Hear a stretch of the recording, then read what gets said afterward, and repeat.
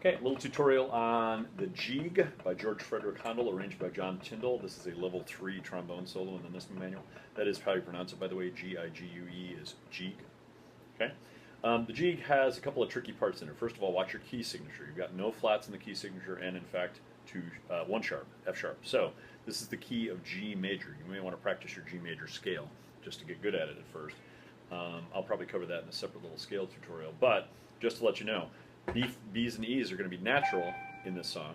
So B natural, remember, if it's a high B natural, it's going to be 4th.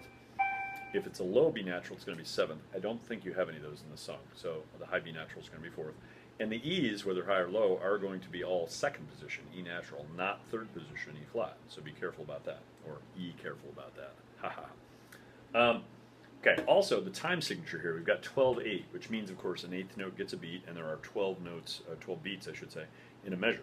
So, 1, 2, 3, 4, 5, 6, 7, 8, 9, 10, 11, 12, 1, 2, 3, 4, 5, 6, 7, 8, 9, 10, 11, 12, da, da, da. It's really fast enough to be felt in 4 with 3 beats or a triplet on each beat. So, 1, 2, 3, 4, 5, 6, 7, 8, 9, 10, 11, 12. At first, of course, you're going to want to practice it slow, but when you get it up to speed, it's going to be something like... Let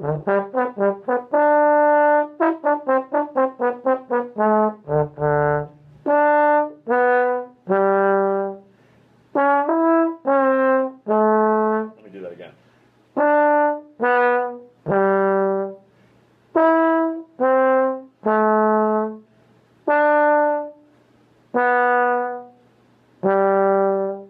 Some interesting alternate position stuff here. Remember, the G and the D at the very beginning of the song are both in 4th, and you can play that B natural, the B natural is also in 4th, but then you can play the high D also in 4th. So you can actually stay in most of that, in 4th position for most of that first measure. And in fact, there's lots of times you can do that in this song. Remember, the D primarily is 1st position, but you can play it in 4th too, as long as you get it in tune. You may want to work with the tuner to make sure your slide's exactly in the right place. Or play the D.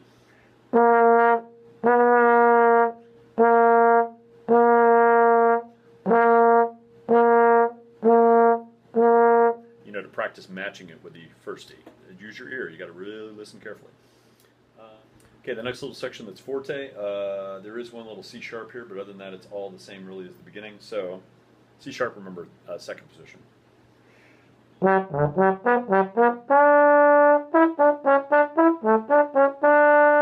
And by the way, remember this: the second to last note in that phrase also is a C sharp. The C sharp carries through the measure, so don't forget about that. 12 is the same as the beginning. Not a big deal there. And then the next little forte part before 23 is the same as what we just did. A lot of repetition in this song, which is, you know, it looks kind of hairy at first, but once you get into it and you start learning this stuff. And remember, you're going to want to work slow at first. If I were you, I'd work on the puzzle pieces first. So you might do at the very beginning. You know, just the first 4 notes. Then start on the B natural and do 4 notes from there.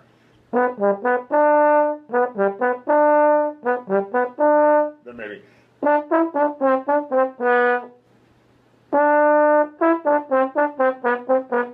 You know, get little pieces of it here and there. You don't want to try the whole thing all at once. You want to build it up a little bit at a time. Let's see, there's a couple of other interesting things on the 2nd page, but nothing too serious. At 41, it does get a little lower. So let's take a look at that.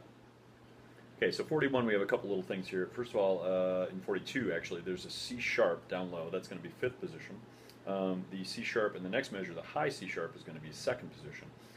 The A sharp in the 4th measure there, 41, is the same as B flat. Now, normally you go to 1st position for B flat, of course, or A sharp. But in this case, since you're already in 4th for the B natural before that, I would do that A sharp in 5th position. Because you're going from there, you're also going to the F sharp, which is in 5th position also. So that's nice. And it's an easy slide to come back up to the B natural too. So you can stay down there in 4th and 5th neighborhood instead of coming all the way to 1st, and I'm going back there anyway. Okay. So again, let me play. I'm going to play the 3 pickup notes before measure 41, 2, 3, 4. 3 pickup notes before 44. The A sharp is measure 44. Now, it is C sharp in the previous measure too, by the way. So 4th, 2nd, 4th, 5th, 5th, 4th, and then 2nd, 4th, fifth, fifth B, fourth for the B. There's a hole punched through that last note in that line, in my copy at least. That should be an A sharp, just like the beginning note of that measure. So let me play that whole measure. Just measure 40, 1, 2, 3, 4.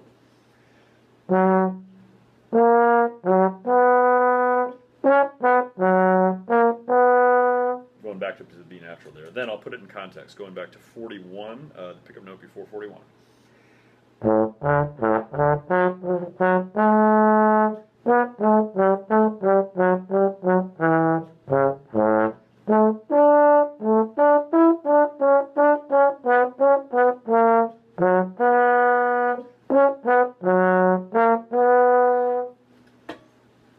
Then, like I said, it's kind of a piece of cake until the end of the song. There is a dynamic change that you got to watch out for. 49 is forte, and then we go to piano right after that, and it gradually, like it says, crescendo a poco a poco, little by little, builds up to forte at the very end.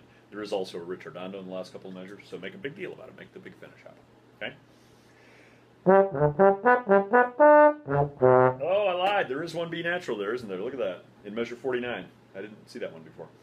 If you've got the trigger, of course, it's easier to do fourth, trigger 2, fourth for the D, B, D. Or you can do, if you don't have a trigger, of course, D, 7th position, back to D. It's about even here in terms of how far you're moving. I mean, 4th down to 7th is not really that much farther than 4th to 2nd, and with 4th to 2nd, you've also got to move your thumb, too, so there's a little more coordination involved there. Doesn't really matter one way or the other in this case. I might almost on purpose do it in 7th, because you got 4th, 7th, 4th, 4th, as opposed to 4th, 2nd, 4th, 4th. Doesn't really make a difference there, I guess. And then the piano part.